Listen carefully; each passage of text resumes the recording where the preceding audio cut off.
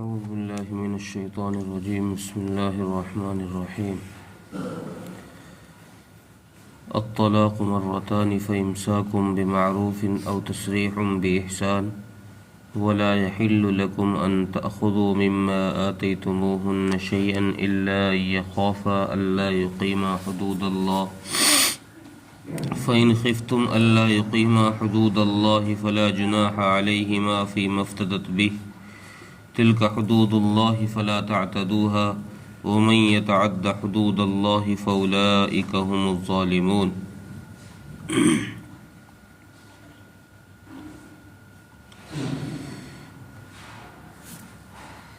اس آیت کے اندر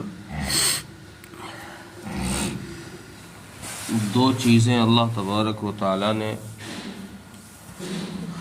بیان کی ہے تو وہ ایک ہی چیز، لیکن اس کو دو جگہ بیان فرمایا ہے. مقصد دونوں باتوں کا ایک ہی ہے.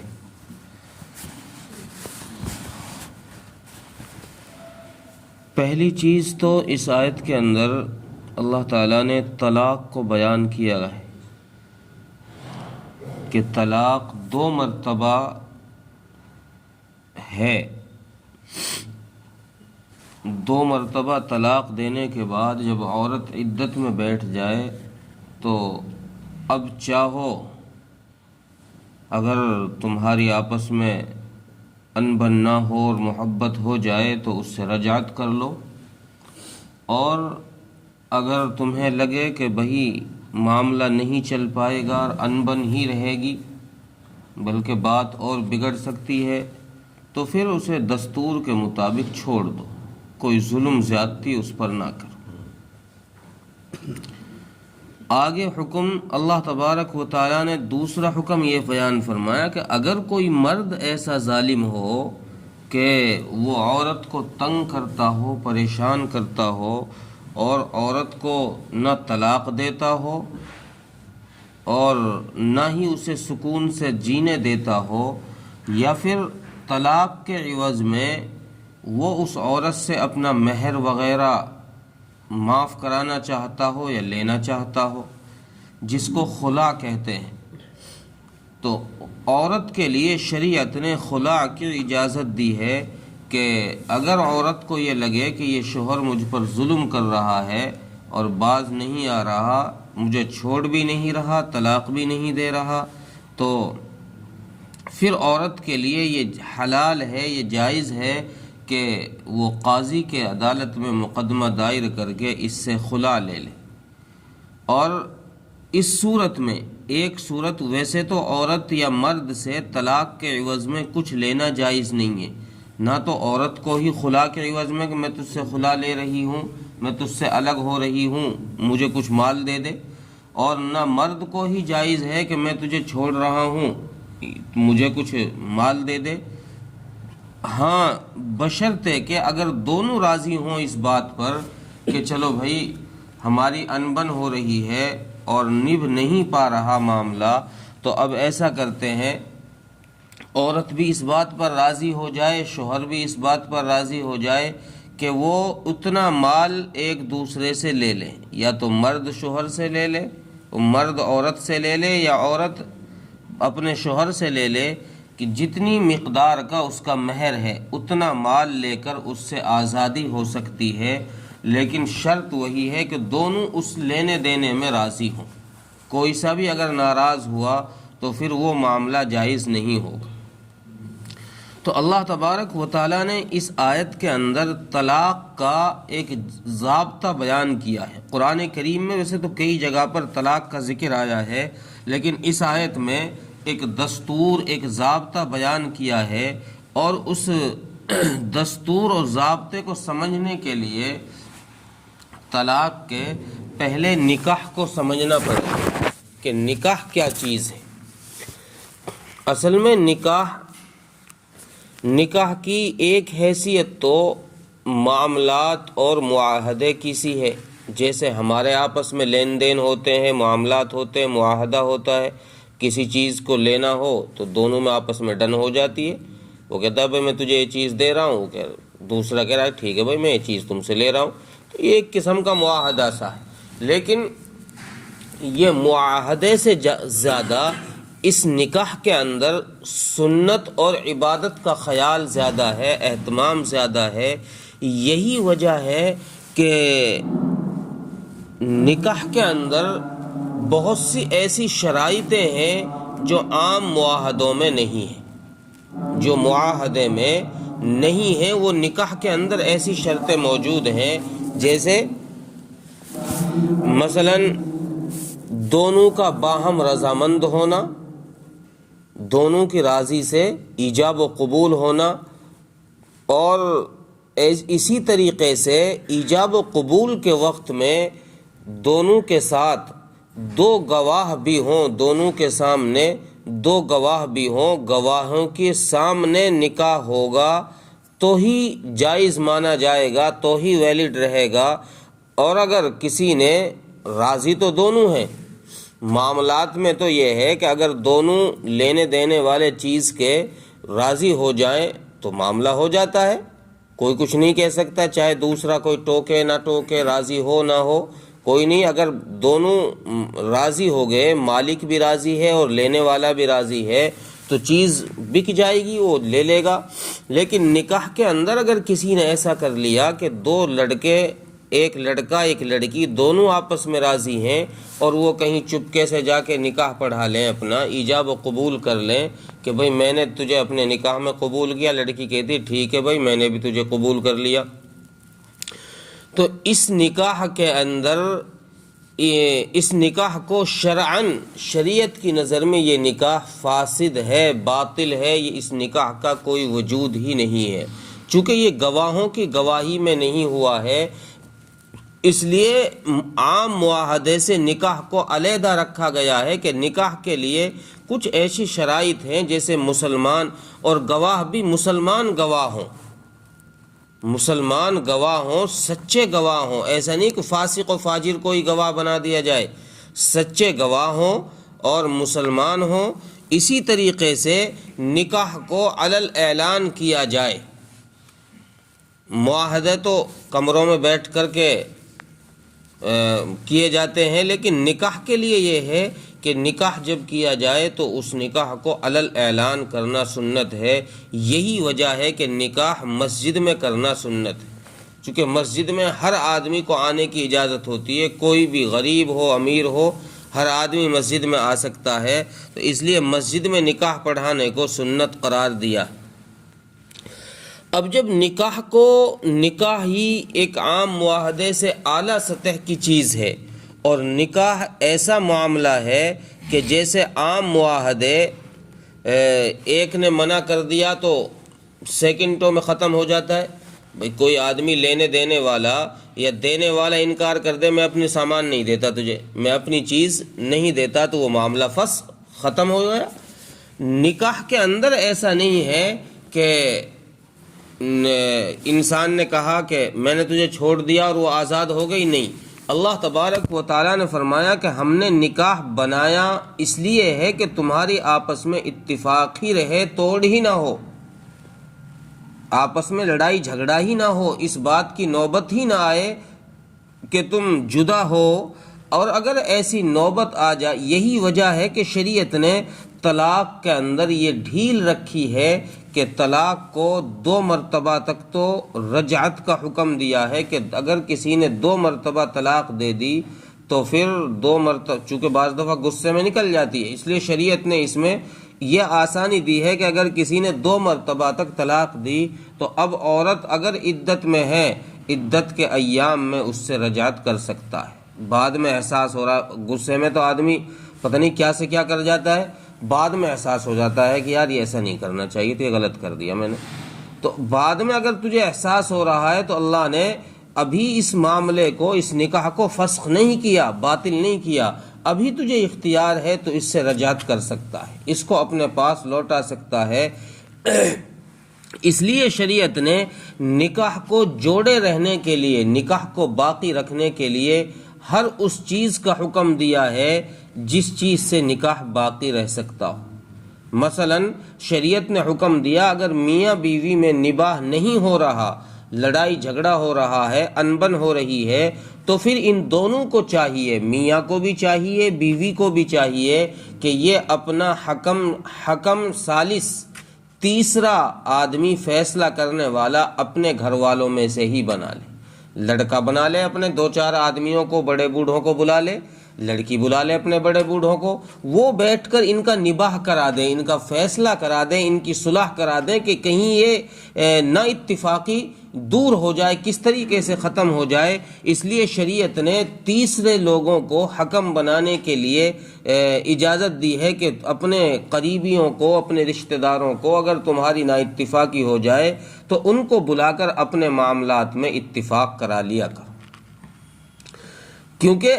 نکاح کے اندر عام معاملات کے فسخ کرنے میں تو معاملہ کسی نے فسخ کیا، ختم کیا لین دین کو، وہی ختم ہو جاتا ہے، آگے بات ہی نہیں بڑھتی۔ نکاح ایسا معاملہ ہے، ایسا معاہدہ ہے کہ بعض دفعہ اس کے فسخ کرنے پر، اس کے ختم کرنے پر، اس کے توڑنے پر خاندان کے خاندان تباہ و برباد ہو جاتے ہیں،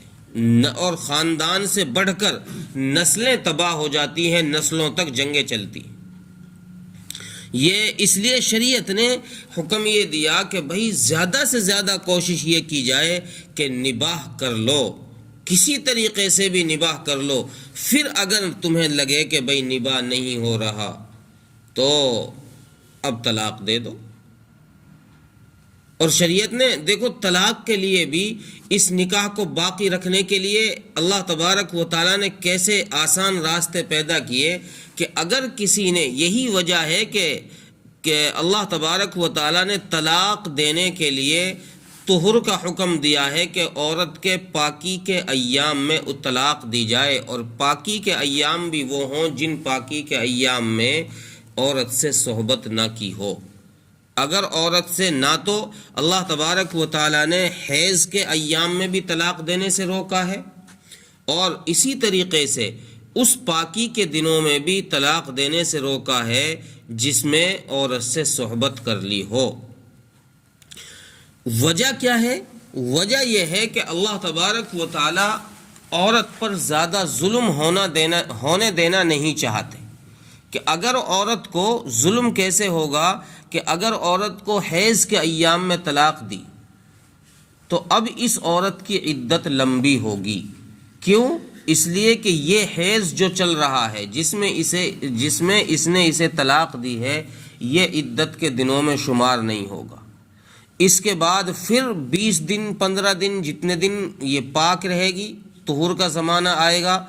وہ دن بھی عدت کے دنوں میں شمار نہیں ہوں گے۔ تو اس کا تو یہ تقریباً 1 مہینے کا وقفہ یوں ہی بیکار چلا گیا، اور اب یہ شوہر سے بھی دور ہے، طلاق مل چکی ہے۔ اس لیے شریعت کہتی ہے کہ پاکی کے دنوں میں طلاق دی جائے، اور پاکی بھی وہ پاکی ہو جس میں صحبت نہ کی ہو، کیونکہ اگر پاکی کے دنوں میں صحبت کر لی ہے تو پھر خدشہ یہ ہے کہ کہیں ایسا نہ ہو اب اس کو حمل رہ گیا ہو اور پھر اس کی عدت لمبی ہو جائے،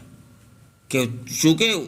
حاملہ عورت کی عدت وضع حمل ہے، جب اس کا بچہ پیدا ہوگا، چاہے وہ 1 سال میں ہو، 6 مہینے میں ہو، 8 مہینے میں، اس وقت تک کی اس کی عدت ہے۔ تو شریعت نے عورت پر ظلم ہونے سے روکا ہے کہ اگر اس نے حیض کے اندر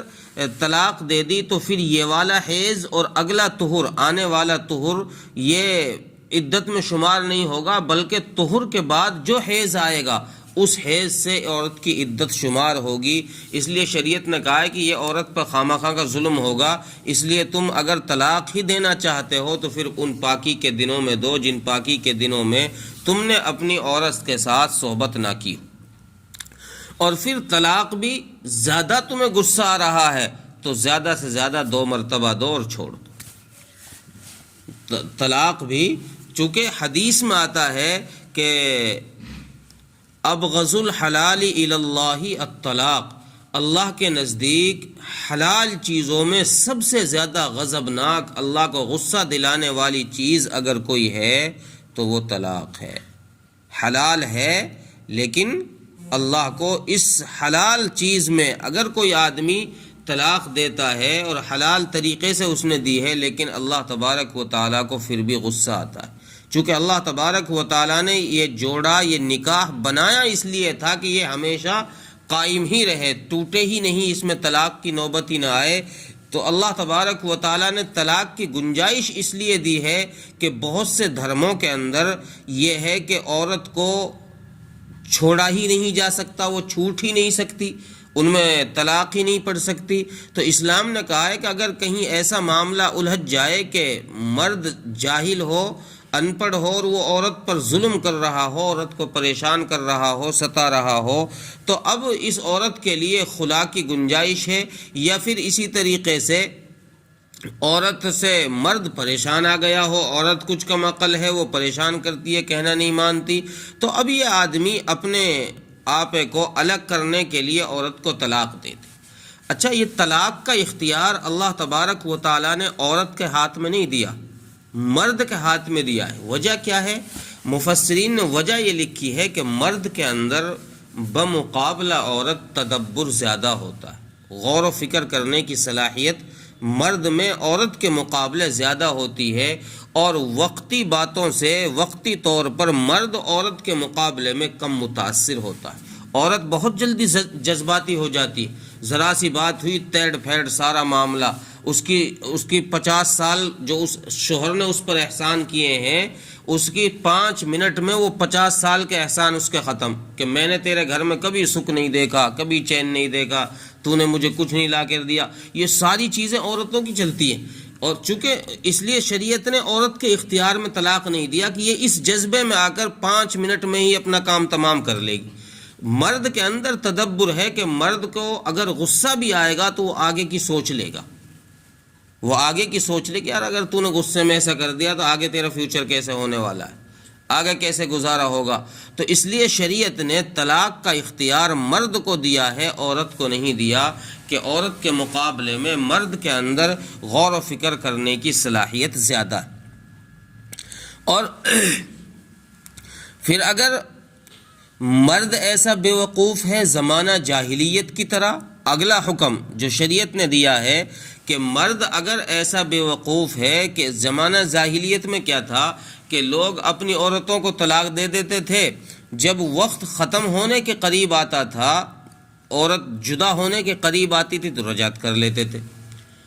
اس کو پھر اپنے پاس رکھا تھوڑے دن، اس سے پھر اس کو پریشان کیا، تکلیفیں دی، اس کو پھر طلاق دے دی، پھر الگ کر دیا۔ جب اتنے مدت عدت میں رہی عورت، اس کو چھوڑے رکھا، جب عدت ختم ہونے کے قریب آئی پھر رجعت کر لی۔ یعنی اس کو نہ چھوڑتے تھے اور نہ اس کو اپنے پاس سکون سے رکھتے تھے، تو یہ عورتوں پر ظلم ہو رہا تھا۔ شریعت نے اس ظلم کو ختم کرنے کے لیے عورت کو یہ اختیار دیا کہ اگر تمہارا سابقہ کسی ایسے شوہر سے پڑ جائے کہ وہ تم کو چھوڑ بھی نہ رہا ہو اور پیار بھی نہ دے پا رہا ہو، تو پھر اب تمہیں چاہیے کہ تم اس سے خلا لے لو۔ اب اس خلا کے عوض میں اگرچہ تمہیں اس کا مہر بھی معاف کرنا پڑ جائے جو اس نے تمہیں مہر دیا ہے، یا دینا پڑ جائے، اگر اس نے دے دیا ہے تو تمہیں واپس بھی اگر وہ مانگنے لگ جائے کہ میں تو جب دوں گا خلا تمہیں، جب تم مہر دو گی تو اتنی مقدار، جتنی مقدار کا مہر ہے اتنے پیسے یا اتنی قیمت کی کوئی بھی چیز شوہر اپنی بیوی سے لے سکتا ہے دونوں کی رضامندی کے ساتھ، یہ تو جائز ہے، لیکن مہر سے زیادہ مقدار نہیں لے سکتا۔